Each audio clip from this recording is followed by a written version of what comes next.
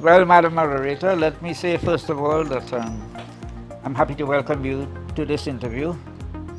Never in my wildest imagination I thought that I would be interviewing a moderator on the occasion of your imminent departure from official office.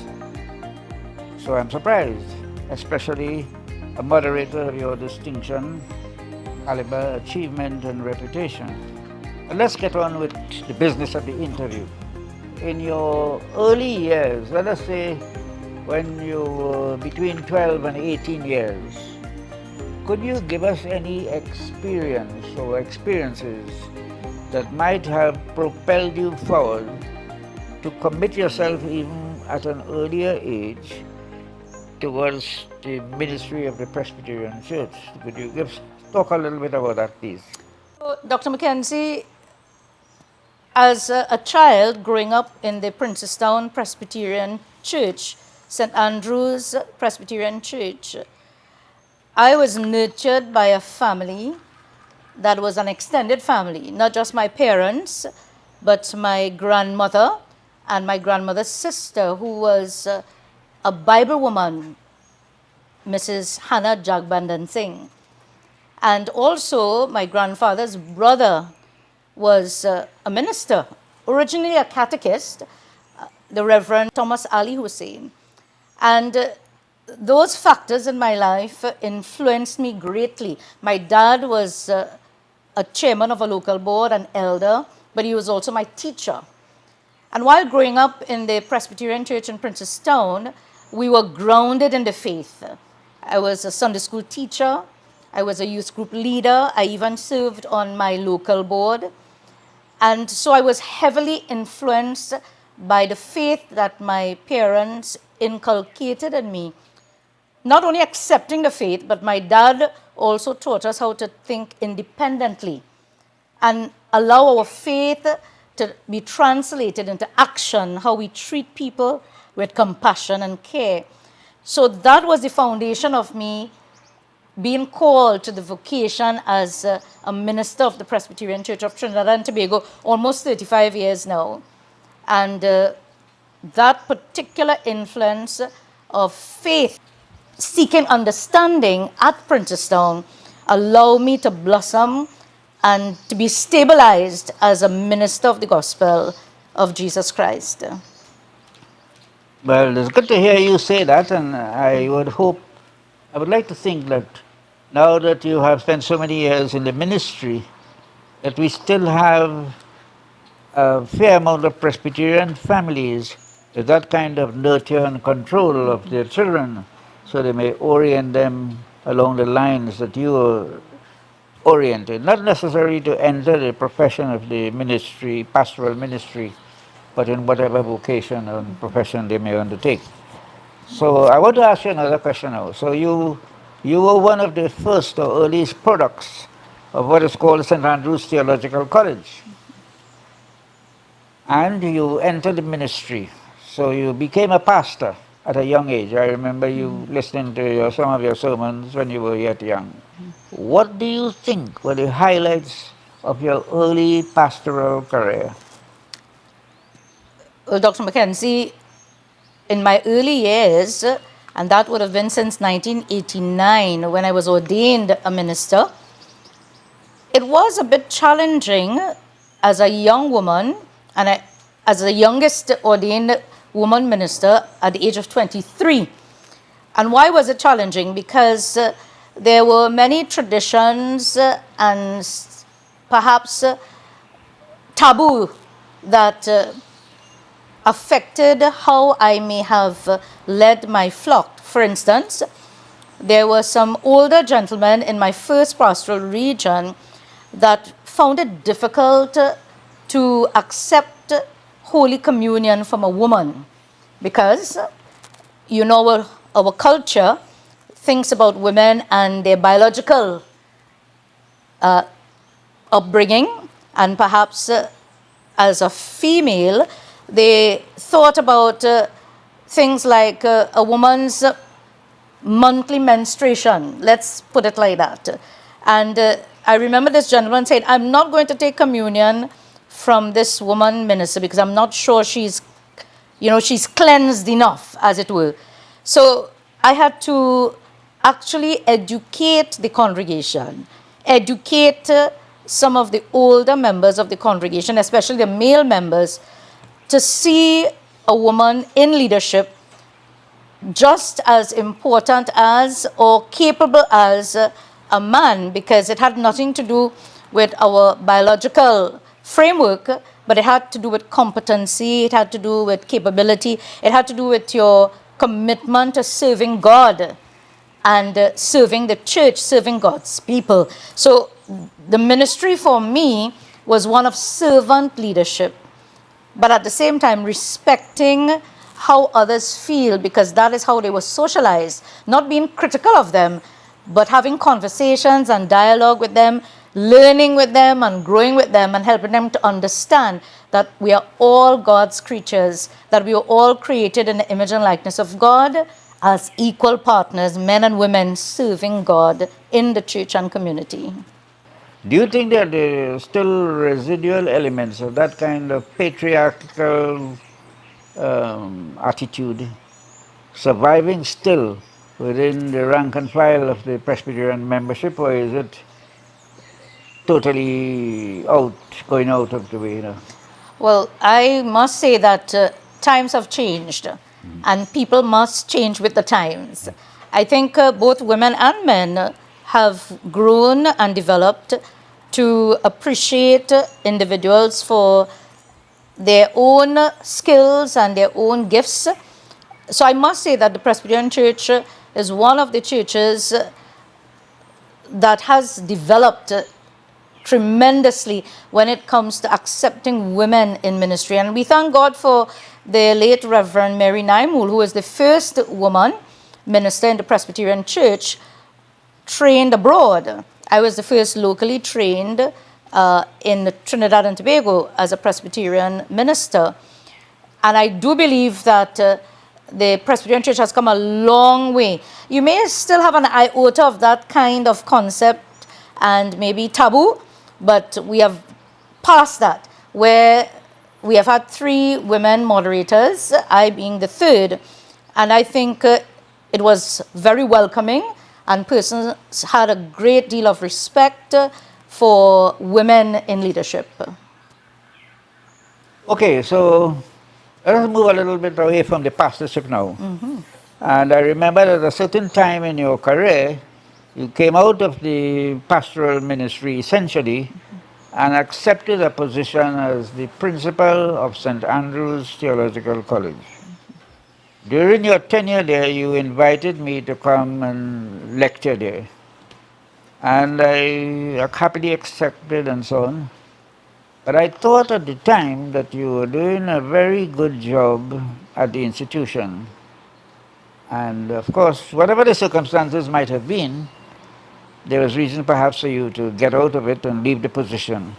It was a sad thing for me, but I stayed on for a short while there lecturing, and then I fizzed out and disappeared from the scene there. But I felt very strongly, I'm telling you this now, you went on back to the pastoral work and so on, and the institution, St. Andrews, lost a lot by your departure. It is not a reflection on who took over from you, but you see, you have always been a people person, and you cannot run an institution like that without being a people's person, because it is a job itself of recruiting students and getting them worked up about a life of service to the ministry of the Lord Jesus Christ. So, but you were doing a good job. However, as you went into the wilderness, as it were, Cedrus and all these places, I think you got a chance to think a lot about your role, and you got a chance to examine the Presbyterian Church. So whilst the St. Andrews lost on your leadership there, institutionally, the wider church now got the full benefit of your tremendous experience. As you left that St. Andrews, you had time to go to many conferences and so on. I think it might have been during that time. You also went to Princeton and so on. You have had a lot of exposure and you met people from all parts of the world, and I think that has done a marvelous job of helping you become what I would call a top administrator. But so you could not have reached where you reach in the administration of the Presbyterian Church without administrative talent and certain diplomatic strategies which allowed you to succeed to the extent that you have succeeded. So as a result of what I've just said here, I give you a chance to make some comments. A very interesting comments you have touched on, Dr. McKenzie, in terms of my stewardship at St. Andrew's Theological College. For 8 years, I served as a principal there, and I always say, no matter where God places me, whether in a place of administration, at a seminary or tertiary institution, or even as moderator, I am first and foremost a minister. That's my vocation. I am called to be a minister. And you're right, I am a people's person. Sometimes, perhaps, too much of a people person, that I talk a lot and maybe sometimes, get verbose. But nevertheless, that time at St. Andrew's Theological College was an experience I will never forget. I think it was important that I recognize that God can call you to different ministries, and that's why one of the courses that I introduced at St. Andrews was specialized ministry. Some are called to be teachers, administrators, some are called to be priests, some are called to be servers of the table, as it were, to do social outreach. Some are called to prophesy, according to the scriptures. And at that point in my ministry, the ministry which Christ entrusted to me, I was called to administration at the theological college. And during that time, I made a recommendation to the synod that they should add at least 2 other compulsory subjects to the others that were already listed in the Constitution, and those being communication studies and conflict management and dispute resolution. And why those 2?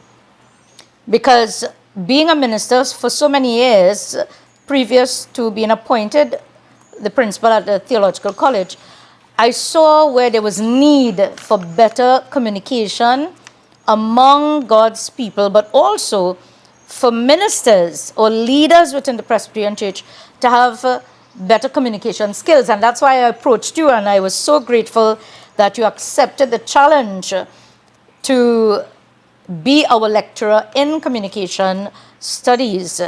And also, I found that many conflicts were taking place within the pastoral regions and in the schools that affected the relationships among people.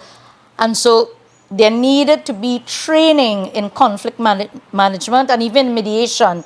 And thank God the synod saw the wisdom in the recommendation, and that's how you ended up being our lecturer, and we were so grateful for the time you spent at SATC. There was a time in the development of the Presbyterian Church in this country where the local clergy, as opposed to the missionaries and so on, who pioneered the work of the Presbyterian Church in this country, and they did a very good job. I was very happy knowing these missionaries. I knew a lot of them personally. They did a good job. They laid a foundation.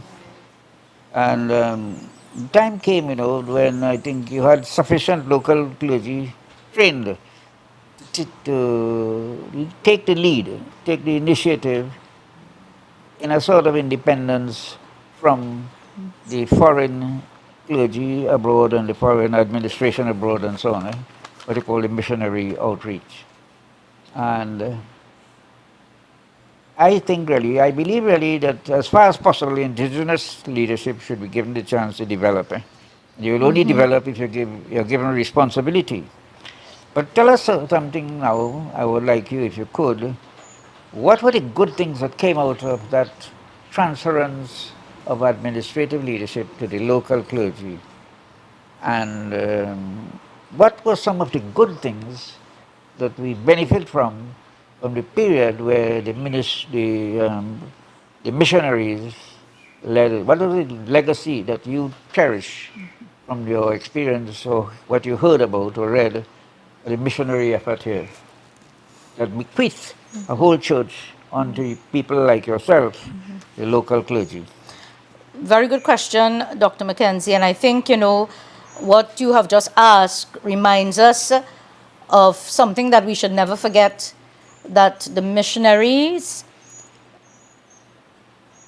were called to do a job that was necessary at that time in history. They were called to a ministry that was necessary at that time in history. When they saw our forefathers and mothers neglected in the cane fields regarding education, I think we have to be grateful always that the missionaries evangelized through education. And that's why so many thousands and thousands of persons like you and me, my parents, were able to get a good education at a Presbyterian primary school and even secondary school.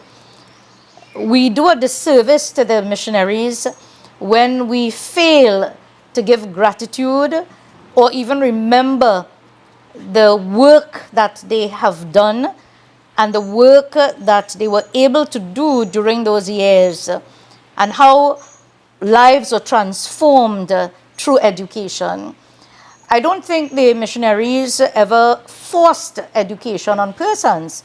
They saw a need and they provided that need for education at that time.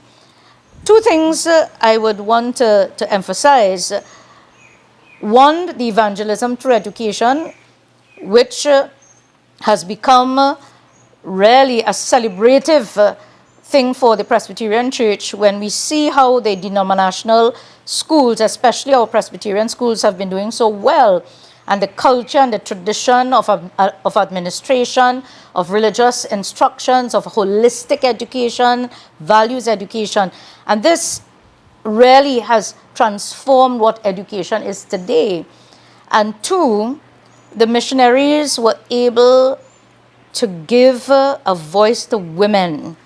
They were able to give a voice to women and also show that women were called not just to be homemakers, which is so important, but women were called to be leaders in schools, in communities, as engineers, as teachers, and other areas that perhaps only men filled, those roles that perhaps men would have filled. So, and you mentioned earlier about the patriarchal content in the church, and I think that is quickly fading away. But there is still a little bit of patriarchal approach to how we do things, but I think that is quickly fading away. And I think those two things would always be memorable: evangelism through education and giving a voice to women to be leaders, training girls, not just to be good wives, as I said, or good leaders within a home, but giving them the opportunity to become leaders in the community in different areas or strata of life in terms of their career.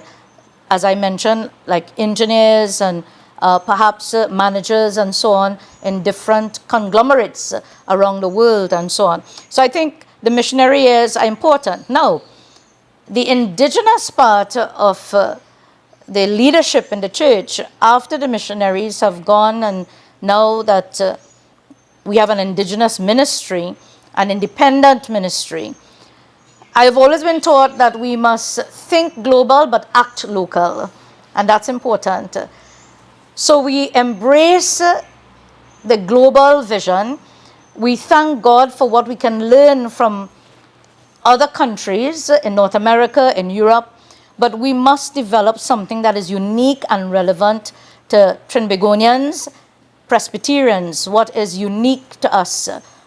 And I think we have done that very successfully, but perhaps we need to do more, because we have lost some of that mission and evangelistic zeal. We're not talking about indoctrination, but just spreading the gospel of Christ. For instance, the missionaries also taught us how to love, and we must have the audacity to love as Christ loved, because it's not an option, it's an imperative, it's a mandate to love as Christ loved.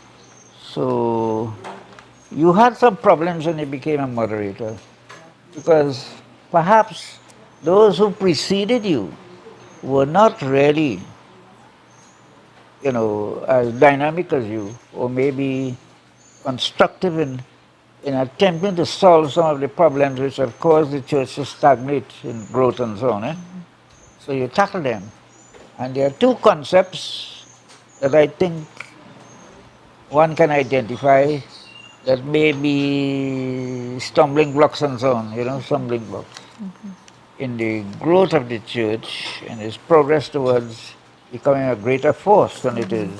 One would be the process of bureaucracy and the process of democracy, which parishioners in their separate churches overemphasize the importance of these two things without understanding perhaps fully what these concepts mean and what is their role and what are their limitations. You want to comment on that?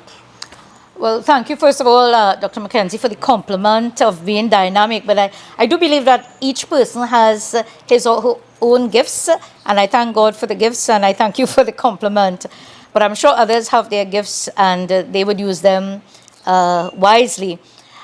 But thinking of this role as moderator, I think the role of moderator has evolved in recent times, especially during the global pandemic.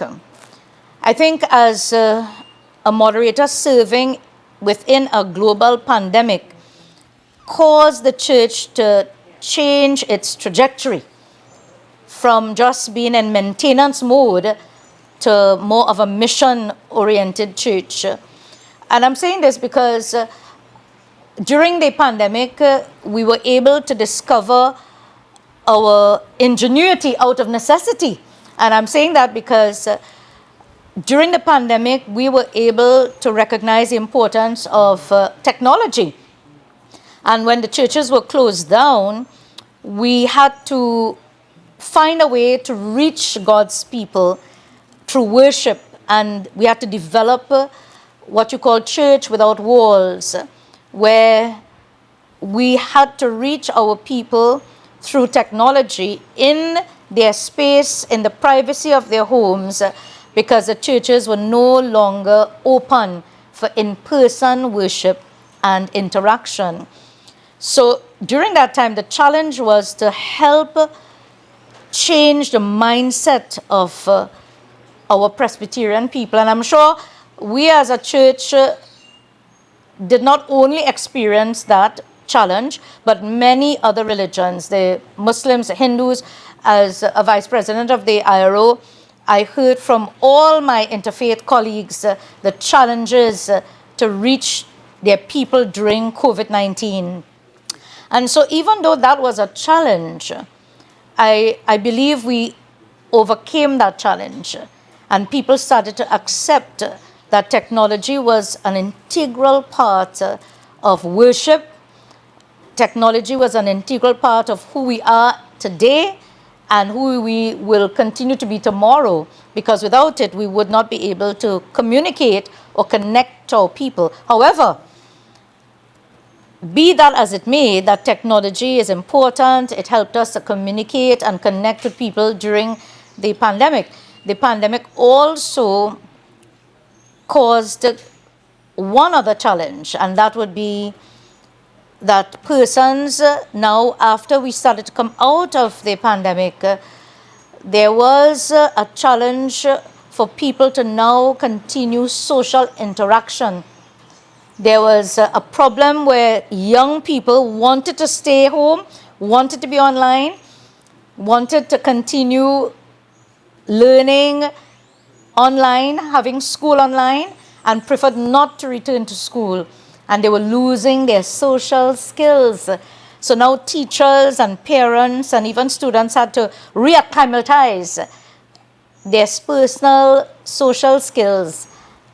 to once again understand what it meant to have communication with others and interaction, talking with people, socializing with people. So those challenges, I think we overcame them. What were the essential achievements, briefly, there will be more than one, that you want to highlight for your listening audience? What were your highlights of achievement in your moderating? Oh, that's a very interesting question. And when I think about achievements, I don't think about just personal achievements, but whatever we achieve, it's a team effort, it's a partnership. I could not achieve anything without others, but I would like to recall a quotation that my dad always, as an educator, would say to me. It's by an anonymous writer. The roots of true achievement lies in the best that you can be and the willingness to do more than is necessary. And I think as a minister, doing more than is necessary, going the extra mile, going beyond the call of duty, was a great achievement. And one of them being, I was able to visit all 108 congregations during my moderatorship of 4 years. Every church, I aimed at visiting every church to sit where the people sat, to experience their struggles, to hear their voices, not just complaints, but to celebrate with them when they celebrated, to weep with them when they wept. And I think for me, visiting those 108 congregations was indeed a blessing to me as a moderator. And secondly, the other achievement was coining a vision that helped me at least administer as a moderator. And I will say it in these words. It's a model that I coined CMC. The first C really stands for care fronting. Because of so much conflicts in the church that I had observed, care fronting is a model that I really used from a professor of pastoral care. He was a theologian as well, David Augsburger. And what he said about care fronting is that care fronting is confrontation plus caring. And confrontation plus caring brings growth, just as discipleship or discipline plus grace would bring salvation. So instead of just being confrontational, care fronting helped me deal with situations to bring people together. The M part was a model called midwifery model, which was really based on that narrative in Exodus of the Hebrew midwives, where they were said to have displayed what you call political, maybe indiscipline. I wouldn't call it indiscipline, but they were able to defy political defiance, call it that, when Pharaoh wanted to murder all the boy children. And what they did was that they transformed social acts of oppression into justice, peace, and freedom. And I think that model of midwifery allowed me to help persons as a pastor pastorum, together with care fronting, to help bring people together, to help people see the needs of others, to see how persons were struggling with poverty, with domestic violence, gender-based violence. And finally, the other C was consensus. And I think that relates to democracy. Whenever we think of a democratic process, we think of the will of the people. Not so, Dr. McKenzie. Democracy has to do with the will of the people. And sometimes the will of the people, you may have one person whose voice may be stronger than others. And that one voice can carry a decision that may be a bad decision. But consensus protects and ensures that one voice, one group, or one individual do not have all the say in the narrative, but it's a coming together of the voices to see what is best for the church and in the best interest of the church. However, sometimes you may have to take unilateral decisions and say, I'm calling a meeting today to discuss a matter about schools. And I've had to do that during COVID, when I had to call a meeting with the school boards to determine how are we going to help children who are unable to log on to study. So the teaching and learning online, that was not available to all students, and so we had to provide devices, computers. And when I called that meeting, I called it on my own, but it was a partnership with the school boards, and they were very receptive to my calling that meeting. And that was a unilateral decision that I took. So sometimes democracy may not always work in the best interest of persons, but it might be the safest to make decisions that persons may have a better chance of having dialogue and coming to a decision that will be in the best interest of the whole rather than for one sector of society. When you look at the population in the whole country, the Presbyterians may make up about 4%, you know. And sometimes when you want to run a good school, you know, especially at the secondary level, you need to go to people of different faiths to get the type of teachers you want. So I think that there should be a flexible approach to that problem, that where necessary, sometimes in terms of preparing students academically, you need to have some input, sometimes a teacher, to fill certain roles in the curriculum, especially in the sciences and certain other modern areas in technology and so on. So I think that is necessary. I know you all are going through that kind of period where there's an attempt to interfere with your appointments. You want to make any brief comment about 2 sentences on that? 3? Well, that is a very contentious question, but I think it's an important one, and I think the Presbyterian Church must be able to state firmly its position. And I think, Dr. McKenzie, since 1960, when the concordat became enshrined in Constitution, so to speak, where there was an agreement between the state and the denominational boards, which became settled practice. That settled practice is a reflection of the rights of individuals in our country, the freedom that they have to choose the best education for children, and parents have that right, and the denominational schools have proven its worth.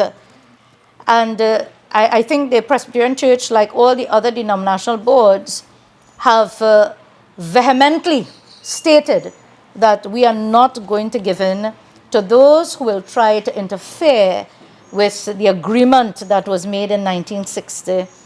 And the settled practice must be maintained, and if there is any attempt to change in any way how teachers are appointed and how they are interviewed, there will be, of course, opposition to that from the denominational boards. So we affirm that we are going to hold strong to the concordat. I would say that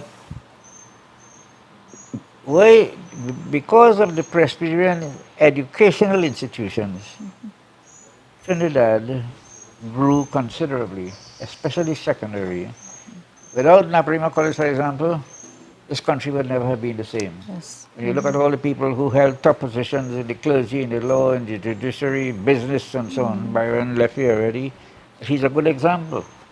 And I think that the Presbyterians in this country should feel proud of the growth that occurred in the country, because they came here, they established the churches, and those who are adherents of the faith worked really hard and supportively on the foundation laid by the early Presbyterian Church.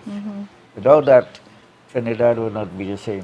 That's right. Thousands of Hindus and thousands of Muslims were all educated by us. There were some Presbyterian schools here where there was no single Presbyterian, mainly Hindu or Muslim, you know. But when we did a job of education for the young people, without trying to convert them, That's right. you know, they were there under the influence. For example, when I conducted worship and assembly, in my view, I was conducting worship. But I learned from early how to speak to a multi-religious group Yes. and direct them in terms of behavior and attitude and even belief to a certain extent along what may be considered very worthy pathways towards righteous citizenship and so on. Okay? You have any comment to make on that? Well, yes, I think what you have said there is memorable. It reminds us also of the gratitude we should have for the Presbyterian school system, which has affected in a positive way every culture, every religion, every creed, every race. The Presbyterian Church, because of its holistic education approach to teaching and learning, made a great impact on the citizenry of Trinidad and Tobago. And you are right, Dr. McKenzie. And I think, you know, what I want to make mention of, one of a very well-known philosopher and educator, Nicholas Murray Butler, he said something that I always keep at the back of my head, that there are three classes of people in the world: those who make things happen, those who watch things happen, and those who do not have a clue what is happening. Today, the Presbyterian Church made things happen through its educators, and we must pay tribute to our educators in the Presbyterian Church of Trinidad and Tobago, both at the primary school level and at the secondary school level, because what they have done through the school system is not just transmitted information. So education is just not information, but education is actually transformation. And I think that's what you and other educators have done. Through holistic education, you have transformed minds and attitudes and lifestyles so that Trinidad and Tobago could have better citizens. I think that you are an outstanding person, first of all, a good human being. You're using simple words, but they're full of meaning. And I think that you have led the period of your tenure as moderator in a highly exemplary way. I think your successors should really seize the opportunity of listening to some of the things you have said here today and in other places when you write in the Presbyterian magazine and so on, and in the press, and learn from what you have said from time to time. There's nothing wrong with imitation, you know. There's nothing wrong with imitation. I don't want to be cynical because, you know, I can quote from literature. You know, in the young days when I was, you know, a cynic myself, I would be reminded right away that a great writer said, you know, that imitation is the tribute which mediocrity pays to genius, but we don't want to go there. But I think that imitation is a good thing. That's why people should read biographies, listen to what outstanding people say. And even my own students, I sometimes hear them making speeches all over the place, but they are quoting me, you know, in part in what they're saying and so on. And I feel very happy about that, because you see, not many people can speak in such a way that what they say is memorable easily. Jesus Christ was a good example, you know. I mean, Jesus Christ lived so many years ago, and millions throughout the world can quote Jesus. All kinds of people could quote Jesus. 2 billion people, we give you a quotation all the time, wherever they are when they are speaking. That's because of the way Jesus spoke. Yes. And he spoke with authority. So I think you have made a very, very important point. If we do not allow the ministry which Christ has entrusted to us to lead us in to the presence of the Holy Spirit by the grace of God, we will be total failures if we depended on our knowledge and if we depended, of course, on academia. Those things are important, or even eloquence of speech. But being simple and also a people person, you made that point, is necessary for our work in Christ to be something that will be respected and also transform lives. So it was a wonderful time being with you here, Dr. McKenzie. You mentioned that all their predecessors or predecessors would learn, even though they are predecessors. I will become a predecessor and I would learn from my successor. But I hope that those who succeed me will be able to continue the work that was started, not to undermine it, but to allow it to flourish, especially work with the migrant community, which we have started, the Bet Rafa project, which is one that will touch the lives of many through mediation and counseling, mental health, and being able to transform the society beyond the walls of the church and not just be closed-minded and always thinking that the work of God and the work of Christ is contained within four walls of the church. So thank you very much. It was a pleasure, and I'm humbled by your gracious comments to me. Thank you, Dr. McKenzie. Thank you very much. I enjoyed this interview. I hope you enjoyed it as much as I did. I did tremendously. Tremendously.